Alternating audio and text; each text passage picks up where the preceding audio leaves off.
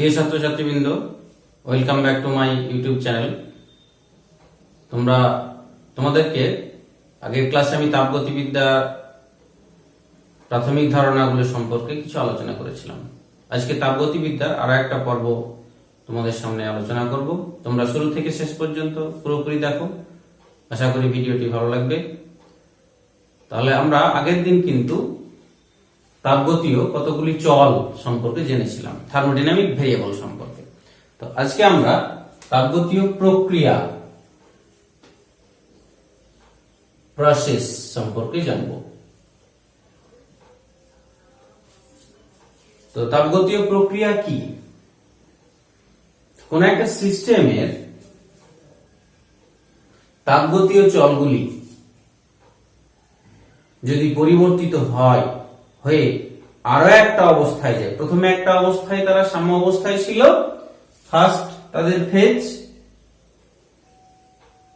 একটা অবস্থা যেখানে তারা তাপগতীয় সাম্য অবস্থায় ছিল, সেখান থেকে সবকিছু পরিবর্তন হয়ে আর একটা অবস্থায় গেল, সেখানে গিয়ে নতুন একটা তাপীয় সাম্য অবস্থা প্রতিষ্ঠা করলো।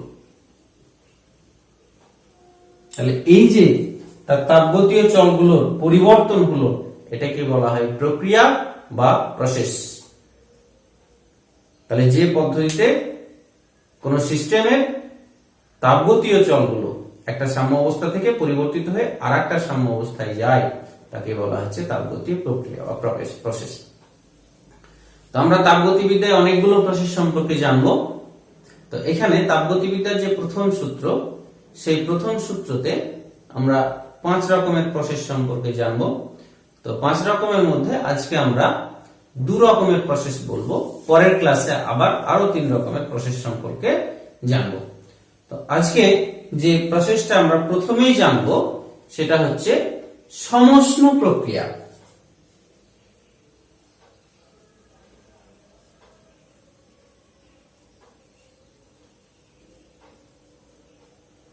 Isothermal process.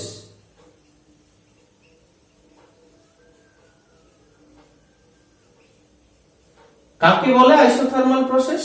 সমষ্ণ প্রক্রিয়াটা কি, কাকে বলে? এখানে সমষ্ণ এই কথাটাকে যদি আমরা ভাঙি, তাহলে সমান উষ্ণতা থেকেই ওই কথাটা এসেছে। অর্থাৎ যে প্রক্রিয়াতে উষ্ণতাটা সমান থাকবে, কখনকার? প্রথম অবস্থা আর শেষ অবস্থা। তাহলে বাকি যা কিছুর পরিবর্তন ঘটুক, তাহলে বাকি কি আছে? চাপ, আয়তন, এইগুলোর পরিবর্তন ঘটুক, কিন্তু উষ্ণতাটা প্রথমেও যা থাকবে পরেও তাই থাকবে। তাহলে সেই প্রক্রিয়াটাকে বলবো আমরা সমষ্ণ প্রক্রিয়া, আইসোথার্মাল প্রসেস। সুন্দর করে গুছিয়ে বলতে গেলে, যে তাপগতীয় পরিবর্তনে কোন সিস্টেমের চাপ এবং আয়তনের পরিবর্তন হয় কিন্তু উষ্ণতাটা অপরিবর্তিত থাকে, তাকে বলা হচ্ছে সমষ্ণ প্রক্রিয়া। তো এই প্রক্রিয়াটায় আমরা উষ্ণতা সমান, তার মানে প্রথমে যা টি ছিল পরের টিও একই, অর্থাৎ টি1 সমান সমান টি2, প্রথমকার চাপ উষ্ণতা পরের উষ্ণতাটা সমান। বা এখান থেকে আমরা বলতে পারি এটাকে একটা নামে, অর্থাৎ টি ইকুয়ালস টু কনস্ট্যান্ট, ধ্রুবক, একই থাকা। পরিবর্তন যদি না হয় কোনো জিনিসের মান, তাহলে সেটাকে আমরা ধ্রুবক বলি, কনস্ট্যান্ট বলি। তাহলে টি ইকুয়ালস টু কনস্ট্যান্ট। তাহলে এখান থেকে আমরা বলতে পারবো, যদি এটা ধ্রুবক থাকে, আমরা এর পরিবর্তন বা অবকলন যদি করি, উষ্ণতার সামান্য একটা পরিবর্তন ডিটি অবকলন, তাহলে ধ্রুবকের অবকলন 0 হয়। তাহলে সমষ্ণ প্রক্রিয়ার ক্ষেত্রে টি কনস্ট্যান্ট, ডিটিটা 0, উষ্ণতার কোনো পরিবর্তন হয় না। নেক্সট আমরা আরো একটা প্রক্রিয়ার কথা জানবো, 2 নম্বর, সেটা হচ্ছে রুদ্ধতাপ প্রক্রিয়া।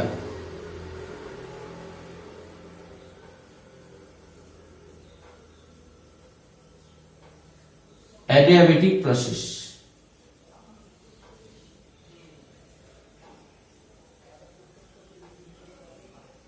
রুদ্ধতাপ অর্থাৎ নামটা থেকে আমরা অনেকটা আন্দাজ করতে পারছি। রুদ্ধতাপ অর্থাৎ তাপটাকে রুদ্ধ করা হবে। কোথায়? সিস্টেমের সঙ্গে পারিপার্শ্বে তাপটা রুদ্ধ করা হবে, অর্থাৎ সিস্টেম থেকে তাপ পারিপার্শ্বে যাবে না, বা পারিপার্শ্ব থেকে তাপ সিস্টেমে আসবে না। বাকি যা কিছু হয়ে যাক, প্রক্রিয়া মানেই তাপগতীয় চলগুলোর পরিবর্তন হবে। তাহলে তাপগতীয় চল বলতে আমরা মেইনলি চাপ, আয়তন আর উষ্ণতাকে বুঝি। তাহলে এখানে কিন্তু তিনটেরই পরিবর্তন হবে, কিন্তু সিস্টেমের সঙ্গে পারিপার্শ্বিক কোনো তাপের আদান প্রদান হবে না। সেই প্রক্রিয়াটাকে বলবো আমরা রুদ্ধতাপ প্রক্রিয়া। তাহলে এটাকে যদি আরেকটু সুন্দরভাবে বলতে চাই গুছিয়ে, তাহলে যে তাপগতীয় পরিবর্তনে কোন সিস্টেমের চাপ, আয়তন এবং উষ্ণতার পরিবর্তন হয়, কিন্তু পারিপার্শ্বিক সঙ্গে সিস্টেমের তাপের কোনো আদান প্রদান হয় না, সেই প্রক্রিয়াটাকে বলা হচ্ছে রুদ্ধতাপ প্রক্রিয়া। তাহলে এই প্রক্রিয়াতে দেখো আমরা কোন সিস্টেমে গৃহীত বা বর্জিত তাপকে আমরা ডিকিউ দ্বারা প্রকাশ করেছি। তাহলে এই ডিকিউ সমান সমান হবে 0, অর্থাৎ সিস্টেমের সঙ্গে পারিপার্শ্বিক কোনো তাপের আদান প্রদান হবে না। তাহলে এই প্রক্রিয়ার জন্য আমরা গাণিতিকভাবে প্রক্রিয়াটাকে ডিকিউ ইকুয়ালস টু 0 বলতে পারবো। যেমন এই প্রক্রিয়াটাকে আমরা গাণিতিকভাবে ডিটি সমান সমান 0 বলতে পারছি, তাহলে এই প্রক্রিয়ার গাণিতিকভাবে ডিকিউ সমান সমান 0 বলতে পারবো। তাহলে এখানে চাপ, আয়তন, উষ্ণতার পরিবর্তন, এখানে চাপ আর আয়তনের পরিবর্তন ঘটছে, এখানে চাপ, আয়তন, উষ্ণতা তিনটেরই পরিবর্তন হচ্ছে। কিভাবে ঘটছে সেইগুলো আমরা পরের ক্লাসে আলোচনা করব। আজকে আমরা এই দুটো প্রসেসের এইটুকু ধারণা নিয়েই বাকি জিনিসগুলো সম্পর্কে জানব। আমরা ক্লাস 9-এ দেখেছিলাম যে কোন একটা বস্তুকে, ধরো এইরকম একটা m ভরের বস্তু আছে, এই বস্তুটাকে যদি h পরিমাণ তাপ দিই, তাহলে এর উষ্ণতা বৃদ্ধি যদি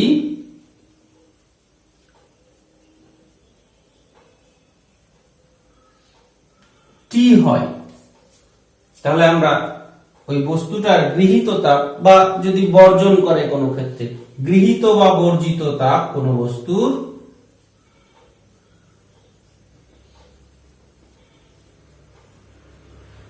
H সমান সমান mst, এই ফর্মুলাটা দেখেছিলাম। অর্থাৎ এখানে S টা হচ্ছে পদার্থের আপেক্ষিক তাপ,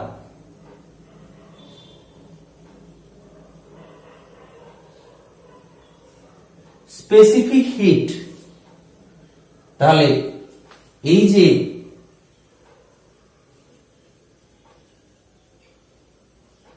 এই তাপগতির ক্ষেত্রে, তাপগতির যে বিদ্যা, আমরা এখানে এই আপেক্ষিক তাপটা নিয়ে আমরা কিন্তু আলোচনা করব। তো আলোচনা করতে গেলে এখানে একটা সমস্যা দাঁড়ায়, আমরা এখানে গ্যাসের কথা পড়ছি। তো তাপগতি আমরা এমনি আপেক্ষিক তাপ পদার্থ বলতে এখানে কঠিন আর তরল এদের ক্ষেত্রে কোন একটা পার্টিকুলার পদার্থের আপেক্ষিক তাপটা নির্দিষ্ট হয়। অর্থাৎ লোহার একটা নির্দিষ্ট আপেক্ষিক তাপ থাকবে, জলের একটা নির্দিষ্ট আপেক্ষিক তাপ থাকবে। অর্থাৎ কঠিন বা তরলের ক্ষেত্রে প্রত্যেকটা পদার্থের এক একটা নির্দিষ্ট আপেক্ষিক থাকবে, যদি বিশুদ্ধ পদার্থ হয়। যদি পদার্থটায় কোনো কিছু অবিশুদ্ধি মিশা থাকে, তাহলে আপেক্ষিক তাপ কিন্তু পরিবর্তিত হয়ে যাবে। গ্যাসের ক্ষেত্রে বা গ্যাসীয় পদার্থের ক্ষেত্রে কিন্তু অত সহজভাবে ব্যাপারটাকে বলা যাবে না। অর্থাৎ আপেক্ষিক তাপটা গ্যাসের ক্ষেত্রে নির্দিষ্ট হবে, এ কথা কিন্তু তুমি জোর দিয়ে বলতে পারবে না। অ্যাকচুয়ালি হয় না নির্দিষ্ট গ্যাসের ক্ষেত্রে। কেন হয় না সেই জায়গাটায় আমরা এখন আলোচনা করব। তাহলে এখানে আমরা এখন তাপগতিবিদ্যার ক্ষেত্রে কোন বস্তুর গৃহীত বা বর্জিত তাপ, সিস্টেমের তাপটাকে আমরা H টাকে সবসময় কিন্তু আমরা dq বলছি। অর্থাৎ এখানে আমরা একটা মেজর তাপ নিয়ে আলোচনা না করে ক্ষুদ্র তাপ নিয়ে আলোচনা করছি সবসময়। তাহলে এখানে H টাকে আমরা dq দ্বারা প্রকাশ করে থাকি। অর্থাৎ কোন সিস্টেমে সামান্য পরিমাণ তাপ দিলাম, সেটা dq। তাহলে অল্প যদি তাপ দিই, তাহলে অল্প তাপ দেওয়ার ফলে উষ্ণতার যে পরিবর্তন, সেই উষ্ণতার পরিবর্তন T টাও কম হবে। তাহলে কম যদি হয়, তাহলে সেটাকে আমরা এখানে dt বা d থিটা বলছি। উষ্ণতার পরিবর্তনটা কম হলে সেটাকে আমরা d থিটা বলছি। তাহলে এই ফর্মুলাটাই আমাদের এই যে এইচ এর এই ফর্মুলাটা কিসে কনভার্ট হয়ে যাচ্ছে দেখো, এই ফর্মুলাটা এইচ টা কনভার্ট হয়ে যাচ্ছে ডিকিউ, আর এস আপেক্ষিক তাপটাকে এখানে আমরা সি অক্ষর দ্বারা প্রকাশ করে থাকি তাপগতিবিদ্যা, এস ব্যবহার করি না, কারণ এস অন্য একটা রাশিকে রিপ্রেজেন্ট করে, সেটা আমরা তাপগতিবিদ্যার দ্বিতীয় সূত্রে দেখব। তাহলে ডিকিউ সমান সমান এম টা থাকছে, আর এস টা হয়ে যাচ্ছে এখানে সি, আর টি টা হয়ে যাচ্ছে আমার ডি থিটা, বা আমরা ডি থিটা না বলে উষ্ণতার পরিবর্তনকে পরম স্কেলে আমরা ডিটি বলি।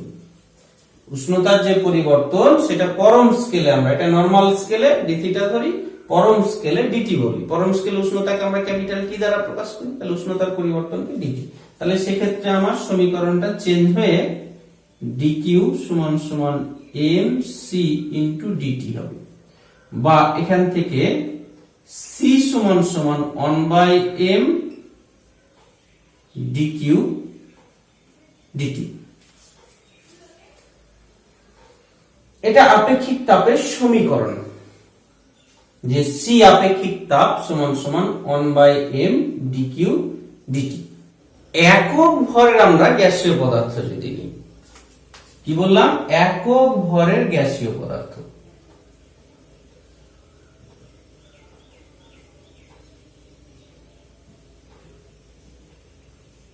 অর্থাৎ m সমান সমান 1, তাহলে সেক্ষেত্রে আমার c সমান সমান হয়ে যাচ্ছে dq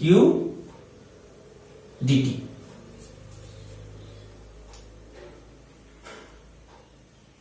তাহলে এখানে আমরা এই জিনিসটা যখন লিখবো, আমরা কি লিখবো, শুরুটা করব কিভাবে, যে কোন সিস্টেমে dq পরিমাণ, m ভরের কোন সিস্টেমে dq পরিমাণ তাপ দেওয়ার ফলে যদি dt পরিমাণ উষ্ণতা বৃদ্ধি হয়ে থাকে, তাহলে আপেক্ষিক তাপ c ইকুয়ালস টু আমরা জানি 1/m dq dt। তাহলে একক ভরের গ্যাসীয় পদার্থের ক্ষেত্রে m এর মান 1, তাহলে সেক্ষেত্রে c equals to dq dt। এবার সমষ্ণ প্রক্রিয়ায় যদি আমরা ওই তাপটা দিয়ে থাকি, সমষ্ণ প্রক্রিয়ার ক্ষেত্রে যদি বলি, তাহলে dt সমান সমান আমরা জানি 0। সমষ্ণ প্রক্রিয়া একটু আগে আমরা দেখলাম উষ্ণতার কোনো পরিবর্তন হয় না, তার মানে dt ইকুয়ালস টু 0। তাহলে dt যদি 0 হয়, তাহলে c সমষ্ণ প্রক্রিয়ায়, এখানে সংক্ষেপে আমরা আইসোথার্মালকে আইসো লিখছি, c আইসোটা হয়ে যাচ্ছে dq বাই 0। তাহলে কোনো কিছুকে 0 দিয়ে ভাগ করলে সেটা হয় ইনফিনিটি বা অসীম। তাহলে গ্যাসীয় পদার্থের সমষ্ণ প্রক্রিয়ায় আপেক্ষিক তাপের মানটা হয়ে যাচ্ছে অসীম। আবার রুদ্ধতাপ প্রক্রিয়ার ক্ষেত্রে যদি বলি,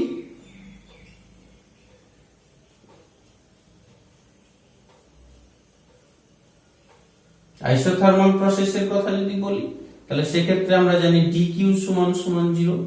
তাহলে সেক্ষেত্রে আপেক্ষিক তাপ c অ্যাডিয়াবেটিক, এডি আমরা সংক্ষেপে বলছি, তাহলে ইকুয়ালস টু 0/dt। তাহলে 0 কে কিছু দিয়ে ভাগ করলে সেটা 0 হয়, 0। তাহলে আমরা কি দেখলাম, যে গ্যাসীয় পদার্থের আপেক্ষিক তাপটা 0 হতে পারে, অসীম হতে পারে। শুধু 0 আর অসীম না, এর মাঝে যে কোনো মানের হতে পারে। তার মানে এখান থেকে আমরা কি কনক্লুশন পাচ্ছি, যে গ্যাসীয় পদার্থের আপেক্ষিক তাপের মান 0 থেকে অসীম যে কোনো মানের, অর্থাৎ নির্দিষ্ট নয়, যেটা তরল বা কঠিনের ক্ষেত্রে এক একটা পদার্থের আপেক্ষিক তাপ নির্দিষ্ট ছিল, এখানে নির্দিষ্ট হচ্ছে না। তার কারণ হচ্ছে যে আমরা গ্যাসীয় পদার্থে যদি তাপ প্রয়োগ করি, তাপ দিই, যেটা কঠিন বা তরলের ক্ষেত্রেও দিতাম, কঠিন বা তরলের ক্ষেত্রে তাপ দিলে পদার্থটার উষ্ণতারই পরিবর্তন হতো, অন্য কোনো ভৌত রাশির পরিবর্তন হতো না। এখানে কিন্তু গ্যাসীয় পদার্থের ক্ষেত্রে তাপ দিলে এক উষ্ণতার পরিবর্তন তো হয়ই, তার সাথে সাথে প্লাস চাপ ও আয়তন দুটোরই পরিবর্তন হয়।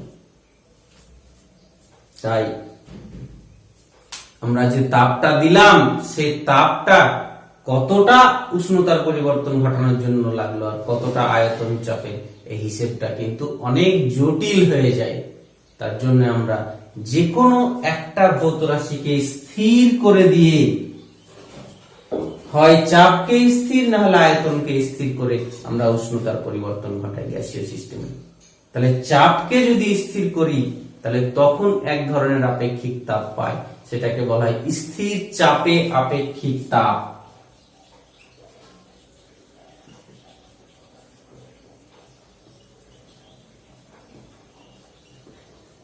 এটাকে আমরা সিপি দ্বারা প্রকাশ করে থাকি, সি স্মল পি। স্থির চাপে এই পিটা ইন্ডিকেট করছে যে পিটা কনস্ট্যান্ট, পি ফর প্রেসার, প্রেসারটা কনস্ট্যান্ট। আর যখন আয়তন স্থির রেখে উষ্ণতার পরিবর্তন করব তখন সেটা আমরা বলছি স্থির আয়তনে আপেক্ষিক তাপ, সেটাকে আমরা সি স্মল ভি দ্বারা প্রকাশ করছি। তার ফলে গ্যাসের আপেক্ষিক তাপ দুই ধরনের হয়, যেটা কঠিন বা তরলের ক্ষেত্রে এক ধরনের ছিল। ক্লিয়ার? তাহলে গ্যাসের কটা আপেক্ষিক তাপ থাকে? দুটি। কেন দুটি থাকে যদি ব্যাখ্যা করো বলে, তাহলে তোমাকে এইখান থেকে শুরু করে এই পর্যন্তটা বলতে হবে। তাহলে আরো একবার বলছি, মন দিয়ে শোনো। কোন এম ভরের গ্যাসীয় সিস্টেমে যদি ডিকিউ পরিমাণ তাপ দেওয়ার ফলে ডিটি পরিমাণ উষ্ণতা বৃদ্ধি হয়, তাহলে আপেক্ষিক তাপ আমরা জানি সি সমান সমান 1/m dq/dt। এবার যদি একক ভরের গ্যাসীয় পদার্থ নিই তাহলে n = 1, তাহলে সি এর মান হয়ে যাচ্ছে dq/dt। তাহলে সমষ্ণ প্রক্রিয়ায় আমরা জানি dt = 0, তাহলে সমষ্ণ প্রক্রিয়ায় গ্যাসের আপেক্ষিক তাপ সমান সমান হচ্ছে অসীম। এবং রুদ্ধতাপ প্রক্রিয়ার ক্ষেত্রে আমরা জানি dq সমান সমান 0, তাই রুদ্ধতাপ প্রক্রিয়ার ক্ষেত্রে আপেক্ষিক তাপ সমান সমান 0। সুতরাং দেখা যাচ্ছে গ্যাসীয় কোনো পদার্থের আপেক্ষিক তাপ 0 থেকে অসীম যে কোনো মানের হতে পারে। এবং গ্যাসীয় পদার্থের ক্ষেত্রে তাপ দেওয়ার ফলে সিস্টেমের শুধুমাত্র যে উষ্ণতার পরিবর্তন হয় তাই নয়, উষ্ণতার সঙ্গে সঙ্গে চাপ ও আয়তনের পরিবর্তন হয়। তাই গ্যাসীয় পদার্থের আপেক্ষিক তাপ নির্ণয় করার সময় একবার চাপ স্থির রেখে আপেক্ষিক তাপ নির্ণয় করা হয়, সেটা হচ্ছে স্থির চাপে আপেক্ষিক তাপ, সিপি অক্ষর দ্বারা প্রকাশ করে। এবং আরেকবার আয়তন স্থির রেখে আপেক্ষিক তাপ নির্ণয় করা হয়, সেটাকে স্থির আয়তন আপেক্ষিক তাপ, সিপি দ্বারা প্রকাশ করা হয়। তাই গ্যাসের ক্ষেত্রে দুই ধরনের আপেক্ষিক তাপ পাওয়া যায়। ক্লিয়ার? তাহলে এবার আমরা আপেক্ষিক তাপ কাকে বলছে, এই স্থির চাপে আপেক্ষিক তাপ কাকে বলছে আর স্থির আয়তনে আপেক্ষিক তাপ কাকে বলছে তার সংজ্ঞাগুলো আমরা কিন্তু দেখে নেব। চলো, তাহলে আগে আমরা দেখলাম যে কোনো সিস্টেমে ডিকিউ পরিমাণ তাপ দেওয়ার ফলে যদি তার ডিটি পরিমাণ উষ্ণতা বৃদ্ধি হয় এম ভরের কোনো সিস্টেমে, তাহলে সেক্ষেত্রে আপেক্ষিক তাপ সি = 1/m dq/dt। তো প্রথমে আমরা চলো স্থির চাপে আপেক্ষিক তাপ কাকে বলে জানি। স্থির চাপে অর্থাৎ সিপি সম্পর্কে জানবো কাকে বলে। তাহলে এখানে আমরা আমার এ অনুযায়ী m সমান সমান 1, আর কি আমরা চাপটা পিটা কনস্ট্যান্ট রাখবো। স্থির চাপে আমরা কাজটা করব, পি কনস্ট্যান্ট, এমটা 1, একক ভরের কোন পদার্থের আপেক্ষিক তাপের সংজ্ঞা অনুযায়ী ভরটা 1 হতে হবে, উষ্ণতার পরিবর্তনে ডিটি যদি 1 হয় তাহলে সেক্ষেত্রে আমার সিপি সমান সমান হয়ে যাচ্ছে ডিকিউ। এটা 1, এটা 1 হলে এটা সমান সমান এটা। তাহলে চাপ স্থির রেখে একক ভরের গ্যাসীয় কোন পদার্থের 1 ডিগ্রি উষ্ণতা পরিবর্তন করতে যে পরিমাণ তাপের প্রয়োজন হয় তাকেই বলা হচ্ছে স্থির চাপে আপেক্ষিক তাপ। আরো একবার বলছি, চাপ স্থির রেখে একক ভরের, এটা ভরটা 1 করেছি, একক ভরের কোন গ্যাসীয় পদার্থের উষ্ণতা 1 ডিগ্রি বৃদ্ধি করতে যে পরিমাণ তাপের প্রয়োজন হয় তাকে বলা হচ্ছে স্থির চাপে আপেক্ষিক তাপ। ক্লিয়ার? একই রকম ভাবে আমরা স্থির আয়তনে আপেক্ষিক তাপের সংজ্ঞা দেব। কিরকম? সেক্ষেত্রে আমার আয়তনটা স্থির থাকবে, ভরটা 1, উষ্ণতার পরিবর্তন 1 ডিগ্রি, তখন সেটাকে সিভি ইকুয়ালস টু আমার ডিকিউ।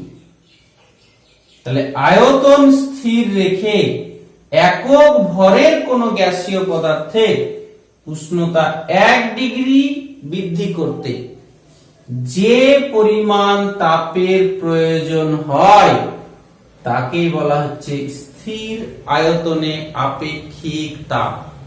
আর একবার বলছি, দেখো, আয়তন স্থির রেখে একক ভরের কোন গ্যাসীয় পদার্থের উষ্ণতা 1 ডিগ্রি বৃদ্ধি করতে যে পরিমাণ তাপের প্রয়োজন হয় তাকেই বলা হচ্ছে ওই পদার্থের স্থির আয়তনে আপেক্ষিক তাপ।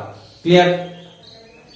তাহলে এবারে আমার এখান থেকে আমরা এই জায়গা থেকে আমরা লিখতেই পারবো যে সিপি সমান সমান হয়ে যাচ্ছে 1/m dq dt।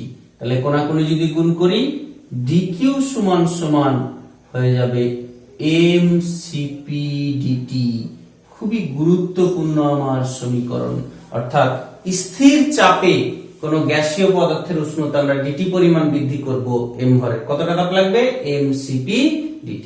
একই ছিল, h ইকুয়াল টু কত ছিল? mst, সেখান থেকে এসেছে। এমটা এমই আছে, এসটাকে আমরা এখানে সিপি বলছি, টিটাকে ডিটি বলছি। একই রকম ভাবে এই ক্ষেত্রে dq, অর্থাৎ এটাকে আমরা p বলতে পারি স্থির চাপে, আর এটা স্থির আয়তনে, তাহলে m এটা হয়ে যাবে cv ইনটু dt। ক্লিয়ার? এবারে আমরা আপেক্ষিক তাপের মধ্যে তাপগুলির একক নির্ণয় করব, সে স্থির চাপে হোক আর স্থির আয়তনে হোক। তাহলে এখান থেকে কিন্তু আমরা এককটা বের করব। তাহলে সি এর একক হবে, এখানে প্রথমে উপরে আছে ডিকিউ, ডিকিউটা হচ্ছে তাপ, গৃহীত তাপ। তাহলে এই তাপের একক সিজিএস এ জানি আমরা ক্যালোরি, এখানে নিচে ভর আছে, ভরের একক গ্রাম, উষ্ণতার একক হচ্ছে ডিগ্রি সেন্টিগ্রেড সিজিএস এ। তাহলে ক্যালোরি, গ্রামটা উপরে উঠলো -1, ডিগ্রি সেন্টিগ্রেড উপরে উঠলো -1। নেক্সট হচ্ছে এসআই যদি করি আমরা, তাপের এসআই একক আমরা জানি জুল, ভরের এসআই একক কেজি, আর উষ্ণতার একক হচ্ছে কেলভিন। তাহলে জুল কেজি -1, কেলভিন -1। নেক্সট হচ্ছে এফপিএস যদি করি, তাহলে এফপিএস এ কি হবে?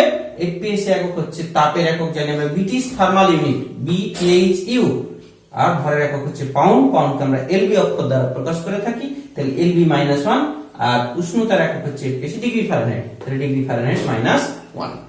এবার অনেক সময় কাজে লাগে জলের আপেক্ষিক তাপ কত। জলের আপেক্ষিক তাপ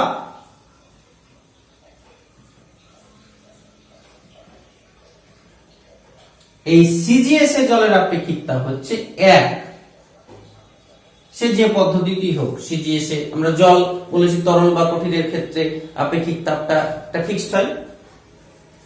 এসআই এর ক্ষেত্রে এটা হয়ে যায় 4000, এটা 1 ক্যালোরি, গ্রাম -1, ডিগ্রি সেন্টিগ্রেড -1। এটা হচ্ছে 4200 জুল, কেজি -1, কেলভিন -1। আর এফপিএস এর জলের আপেক্ষিক তাপ 1 হয়, 1 British thermal unit, pound -1, degree Fahrenheit -1।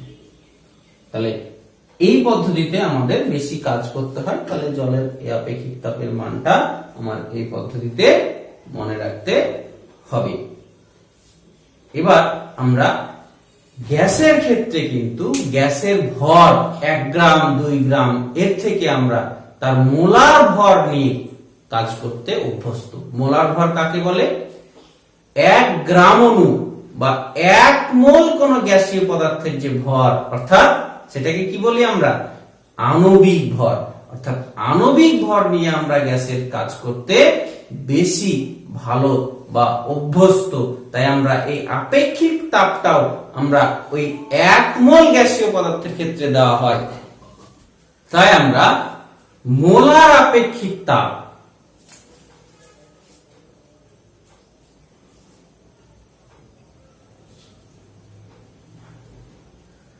সম্পর্কে আলোচনা করে থাকি। তাহলে সেটা আবার কি? আমরা তো এমনি আপেক্ষিক তাপ জানলাম, কিন্তু মোলার আপেক্ষিক তাপ, অর্থাৎ আমরা যে এমনি আপেক্ষিক তাপের ক্ষেত্রে গ্যাসীয় পদার্থের বা যে কোনো পদার্থের ভর আমরা এক নিতাম, একক, সেই একটা এখানে আমরা 1 মোল নিব। 1 মোল ভরটা হবে 1 মোল, মানে তার আণবিক ভরের সমান।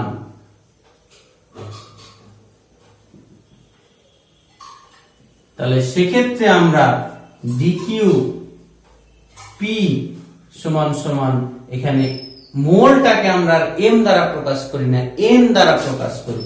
তাহলে এন এখানে আমরা আপেক্ষিক তাপকে তখন ক্যাপিটাল, মোলার মানে ক্যাপিটাল অক্ষর দ্বারা, সি ক্যাপিটাল পি দ্বারা প্রকাশ করি ইনটু ডিটি। তাহলে এখান থেকে দেখো যে আমার প্রথম কথা হচ্ছে আমাকে পি ইকুয়ালস টু কনস্ট্যান্ট, স্থির চাপে মোলটা 1 হতে হবে, আর সেক্ষেত্রে উষ্ণতার পরিবর্তন যদি 1 ডিগ্রি হয় তাহলে ডিকিউপি সমান সমান হচ্ছে সিপি। তাহলে কি বলবো আমরা, চাপ স্থির রেখে একই রকম স্থির চাপে 1 মোল কোন গ্যাসীয় পদার্থের উষ্ণতা 1 ডিগ্রি বৃদ্ধি করতে যে তাপ লাগে তাকে বলা হচ্ছে স্থির চাপে মোলার আপেক্ষিক তাপ। ক্লিয়ার? আরো একবার, চাপ স্থির রেখে কোন 1 মোল গ্যাসীয় পদার্থের উষ্ণতা 1 ডিগ্রি বৃদ্ধি করতে যে পরিমাণ তাপের প্রয়োজন হয় তাকে বলা হচ্ছে স্থির চাপে মোলার আপেক্ষিক তাপ। এখানে মোলার আপেক্ষিক তাপকে সি ক্যাপিটাল পি দ্বারা প্রকাশ করা হয়। একইভাবে যদি আমরা স্থির আয়তনে মোলার আপেক্ষিক তাপের কথা বলি তাহলে তখন ফর্মুলাটা হয়ে যাবে আমার ডিকিউভি সমান সমান এন সিভি ডিটি। আগেরটা সেম, শুধু এখানে ক্যাপিটাল ভি ব্যবহার করা, মানে স্মল ভি, আর এম এর জায়গায় এন। একই সংজ্ঞা দেব আমরা, V equals to constant, N equals to 1, dT equals to 1 degree. তাহলে ডিকিউভি সমান সমান হয়ে যাবে সিভি। তাহলে আয়তন স্থির রেখে 1 মোল কোন গ্যাসীয় পদার্থের উষ্ণতা 1 ডিগ্রি বৃদ্ধি করতে যে প্রয়োজনীয় তাপ তাকে বলা হচ্ছে স্থির আয়তনে মোলার আপেক্ষিক তাপ। স্থির আয়তনে মোলার আপেক্ষিক তাপ। ক্লিয়ার? এবার আমরা তাহলে এর এককটা জানবো, এককটা কিন্তু এখান থেকে আমরা করতে পারবো। তাহলে সিপি ইকুয়ালস টু হচ্ছে dQ by N into dT. তাহলে সিজিএস এ যদি বলি তাহলে ডিকিউ এর একক ক্যালোরি, এন এন মোল এর একক মোলই লেখা হয়, তাহলে উপরে উঠলে এটা মোল -1, আর উষ্ণতার একক হচ্ছে এখানে ডিগ্রি সেন্টিগ্রেড -1। এসআই করলে ক্যালোরির জায়গায় জুল আসবে, এটা মোল থাকবে, আর এটা কেলভিন -1 হবে। তাহলে এই গেল আমার মোলার আপেক্ষিক তাপের একক।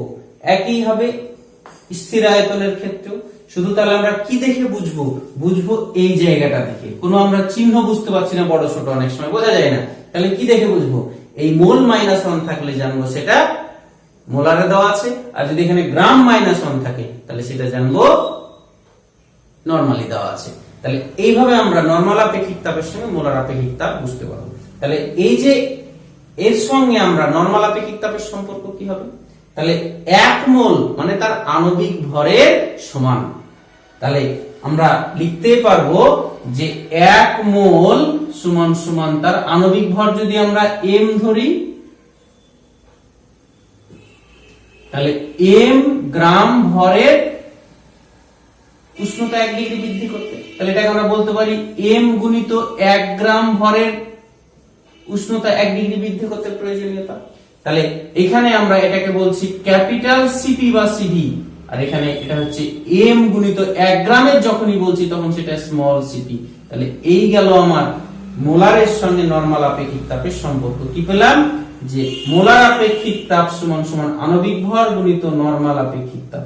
একইভাবে স্থির আয়তনের ক্ষেত্রে মোলার আপেক্ষিক তাপ সমান সমান আণবিক ভর গুণিত নরমাল আপেক্ষিক তাপ। এইভাবে আমরা মোলার আপেক্ষিক তাপের সঙ্গে নরমাল আপেক্ষিক তাপ বের করতে পারি। অর্থাৎ কারো নরমাল আপেক্ষিক তাপ জানি, তাকে আণবিক ভর দিয়ে গুণ করব, মোলার আপেক্ষিক তাপ পাবো। আমরা কারো যদি মোলার আপেক্ষিক তাপ জানি তাহলে কি করে নরমাল আপেক্ষিক তাপ বের করব, সিম্পল ব্যাপার, সিপি ইকুয়ালস টু এই small C into small P মানে নরমাল আপেক্ষিক তাপ সমান সমান হয়ে যাবে এই এমটা এইদিকে এসে নিচে চলে আসবে, মোলার আপেক্ষিক তাপকে এম দিয়ে ভাগ করব, এটাও সিমিলার। অর্থাৎ মোলার আপেক্ষিক তাপকে যদি তার আণবিক ভর দিয়ে ভাগ করি নরমাল আপেক্ষিক তাপ পাবো, আর নরমাল আপেক্ষিক তাপকে আণবিক ভর দিয়ে গুণ করলে মোলার আপেক্ষিক তাপ পাবো। এইভাবে আমাদের মোলার আপেক্ষিক তাপের সঙ্গে নরমাল আপেক্ষিক তাপের রিলেশনটা আমরা করে নিতে পারবো। এবারে আমরা গ্যাস সিস্টেম কর্তৃক বাহ্যিক কৃতকার্য, আমরা তাপগতিবিদ্যার প্রথমে সূত্র পড়েছি যে কোন সিস্টেমে তাপ দেওয়া হলে একটা অংশ আভ্যন্তরীণ শক্তি বৃদ্ধি করে আর একটা অংশ বাহ্যিক কার্য করে। তাহলে এই বাহ্যিক কার্যটা কতটা করে সেটা আমরা বের করব। সেটা করার জন্য আমরা একটা চোঙ নিয়েছি, এই চোঙটা পিস্টন দ্বারা আবদ্ধ, যেটা মুখটাকে ঘিরে রেখেছে। দেখতে এটা সরলরেখা মনে হলো, অ্যাকচুয়ালি এটা কি গোলাকার, অর্থাৎ চোঙটা এরকম, তো এরকম গোল। তাহলে এই গোলের ভিতর যদি এটা ঢাকনা দিই, বয়ামের যেমন ঢাকনা হয় সেই রকম, অর্থাৎ এটা একটা বৃত্তাকার ঢাকনা, সেটাকে আমরা বলছি পিস্টন। প্রথমে এ অবস্থানে ছিল, তখন তার আয়তনটা ছিল V1। এতে তাপ দিলাম, তাপ দেওয়ার ফলে কি হবে, এই পিস্টনটা বাহ্যিক কার্য করে সরে বি অবস্থানে আসলো, তখন তার আয়তন হয়ে গেল এই যে টোটাল আয়তনটা V2, অর্থাৎ আয়তনটা V1 থেকে বেড়ে V2 হলো। এই সময় কিন্তু পিস্টনটা যে উঠেছে চোঙের গা বরাবর, অর্থাৎ চোঙের গায়ের সঙ্গে একটা ঘর্ষণ হওয়ার কথা। আমরা এক্ষেত্রে ধরে নেব যে এরা ঘর্ষণহীন ভাবে চোঙের ভিতর দিয়ে ওঠানামা করতে পারে। আর এই যে পিস্টনটা, পিস্টনের ক্ষেত্রফলটা আমরা ধরে নিচ্ছি আলফা। তাহলে প্রথমে যখন এইদিকে ছিল তখন বায়ুটা এর উপর চাপ দিচ্ছিল পিস্টনের উপর, সেই চাপটা যদি আমরা পি বলি, এবার এখানে যখন এসে সেই স্থির হয়েছে তখনও কিন্তু চাপ দিচ্ছে, সেটা কত, পি। আর চাপ ইকুয়ালস টু আমরা জানি বল বাই ক্ষেত্রফল। তাহলে বল সমান সমান কত হবে বলো, চাপ গুণিত ক্ষেত্রফল। তাহলে চাপটা কত বললাম আমরা, পি, আর ক্ষেত্রফলটা কত পিস্টনের, আলফা। তাহলে পিস্টনটার উপর পি আলফা পরিমাণ বল প্রযুক্ত হচ্ছে চাপের জন্য, তার ফলে পিস্টনটা এখান থেকে উঠে গিয়ে বি অবস্থানে গেছে। কতটা ধরে নিচ্ছি আমরা যে এখান থেকে এই যে এইটুকু উঠেছে, এইটুকুটা এক্স দূরত্ব সরণ ঘটেছে। তাহলে আমরা জানি কার উপর বল প্রয়োগ করার ফলে যদি সরণ ঘটে তাহলে তার মানে কার্য করেছে। তাহলে অতএব সিস্টেম দ্বারা বাহ্যিক কার্য সমান সমান বল গুণিত সরণ। তাহলে বলটা কত, পি আলফা, এতটা পরিমাণ বল কাজ করছে, সরণটা হচ্ছে এক্স। তাহলে সমান সমান P into alpha X. Alpha এক্সটা ভালো করে লক্ষ্য করো, আলফা এক্স। তাহলে আলফাটা কি, ক্ষেত্রফল, অর্থাৎ চোঙটা তো এইরকম, এই ক্ষেত্রফলটা আলফা, আর এটা হচ্ছে এক্স দূরত্ব। তার মানে ও বোঝাচ্ছে এই যে জায়গাটা, অর্থাৎ এই আয়তনটা, যতটা আয়তন পরিবর্তন হয়েছে সেটাকে বোঝাচ্ছে। তাহলে পরিবর্তনটা কত, প্রথমে আয়তন ছিল V1, পরে হয়েছে V2। তাহলে এটাকে আমরা লিখতে পারবো P into V2 minus V1, যেখানে আলফা এক্স হচ্ছে আয়তনের পরিবর্তন। বুঝে গেল আলফা এক্সটা, আলফা এক্স অর্থাৎ আলফাটা ক্ষেত্রফল। তোমরা চোঙের আয়তন কি জানো, চোঙের আয়তন পাই আর স্কয়ার এইচ। তাহলে পাই আর স্কয়ারটা হচ্ছে কি ক্ষেত্রফল, এখানে আলফা, আর এইচটা উচ্চতাটা কতটা সরেছে, এক্স দূরত্ব। তাহলে আলফা এক্স হচ্ছে আয়তনের পরিবর্তন, সেটা হচ্ছে আমার V2 মাইনাস V1। তাহলে কোন সিস্টেম কর্তৃক বাহ্যিক কার্য W সমান সমান P into V2 minus V1। যদি আয়তনের পরিবর্তনটা খুব কম হয়, V1 থেকে V2 তে না গিয়ে যদি আয়তনের পরিবর্তনটা V থেকে V প্লাস dV হয়, তাহলে সেক্ষেত্রে কার্যটাকে আমরা ক্ষুদ্র বলবো dW। dW ইকুয়ালস টু হয়ে যাবে P ইনটু dV। অর্থাৎ কোন সিস্টেম খুব ক্ষুদ্র আয়তনের পরিবর্তন হলে তার বাহ্যিক কার্য হচ্ছে dW সমান সমান P ইনটু dV। তাহলে এই ফর্মুলা দিয়ে আমরা কিন্তু কোন সিস্টেমের বাহ্যিক কার্যটা আমরা নির্ণয় করতে পারবো। তাহলে আমরা কোন সিস্টেমের বাহ্যিক কার্য dW সমান সমান কি দেখলাম, P ইনটু dV, যেখানে চাপটা স্থির রেখে আয়তনে সামান্য একটু পরিবর্তন হচ্ছে। এবার যদি স্থির আয়তনে হয় পরিবর্তনটা, আয়তন স্থির থাকে, অর্থাৎ সেক্ষেত্রে ভি কনস্ট্যান্ট, তার মানে আয়তনের কোনো পরিবর্তন হচ্ছে না, তাহলে ডিডব্লিউ সমান সমান যেহেতু ডিভি আয়তনের কোনো পরিবর্তন হচ্ছে পি ইন্টু 0, তার মানে 0। তাহলে স্থির আয়তনে কোন সিস্টেম বাহ্যিক কাজ করে না। তাহলে যদি বাহ্যিক না কাজ করে তাহলে তাপগতিবিদ্যার প্রথম সূত্র কি বলে? ডিকিউ সমান সমান ডিইউ প্লাস ডিডব্লিউ। তাহলে এই ডিডব্লিউটা 0 স্থির আয়তনের ক্ষেত্রে, তাহলে সেটা হয়ে যাবে ডিইউ প্লাস 0, তার মানে ডিইউ। তাহলে এখানে কি বলতে চাইছে? স্থির আয়তনে কোন সিস্টেমে তাপ দাও, সেই তাপ দিলে বাহ্যিক কার্য হবে না, তাহলে পুরো তাপটাই আভ্যন্তরীণ শক্তি বৃদ্ধি ঘটাবে। আর আভ্যন্তরীণ শক্তিটা শুধুমাত্র কার অপেক্ষা? উষ্ণতা। উষ্ণতার পরিবর্তন যদি একই হয় আভ্যন্তরীণ শক্তি বৃদ্ধি হবে। কিন্তু স্থির চাপের ক্ষেত্রে স্থির চাপের যে পরিবর্তন, সেই পরিবর্তনে আভ্যন্তরীণ শক্তি বৃদ্ধি হবে, আবার বাহ্যিক কার্য হবে। তাই এখানে কোশ্চেন দেয় যে স্থির আয়তনে আপেক্ষিক তাপ আর স্থির চাপে আপেক্ষিক তাপ অর্থাৎ সিপি আর সিভি এর মধ্যে কে বড় আর কে ছোট? স্থির চাপে আপেক্ষিক তাপ বড় না স্থির আয়তনে আপেক্ষিক তাপ বড়? তাহলে আমাদের বলতে হবে যে স্থির আয়তনে আপেক্ষিক তাপের সময় আমরা 1 ডিগ্রি উষ্ণতা বৃদ্ধি করি সংজ্ঞা অনুযায়ী, তাহলে 1 ডিগ্রি যে উষ্ণতা বৃদ্ধি করতে যে তাপটা লাগে, প্রয়োজনীয় তাপটা, সেই তাপটা সিস্টেমের শুধুমাত্র আভ্যন্তরীণ শক্তি বৃদ্ধি ঘটায়, বাহ্যিক কোনো কার্য করে না। কিন্তু স্থির চাপে যে 1 ডিগ্রি উষ্ণতার পরিবর্তন করি, সেই তাপটা আভ্যন্তরীণ শক্তি বৃদ্ধি ঘটায়, সাথে সাথে বাহ্যিক কার্য করে।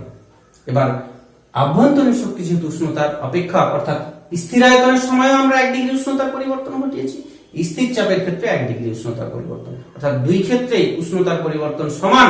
তাই স্থির চাপের ক্ষেত্রে আভ্যন্তরীণ শক্তি বৃদ্ধি আর স্থির আয়তনের ক্ষেত্রে আভ্যন্তরীণ শক্তি বৃদ্ধি সমান হবে। তাহলে এটা আর এটা সমান, তারপরেও অতিরিক্ত বাহ্যিক কার্য করার জন্য কিছুটা তাপ বেশি লাগে। কোন সময়? স্থির চাপের সময়। তাই স্থির চাপে আপেক্ষিক তাপের মানটা বেশি হয়। কোশ্চেন দেয় স্থির চাপে আপেক্ষিক তাপের মান বেশি হয় কেন? ব্যাখ্যা করো।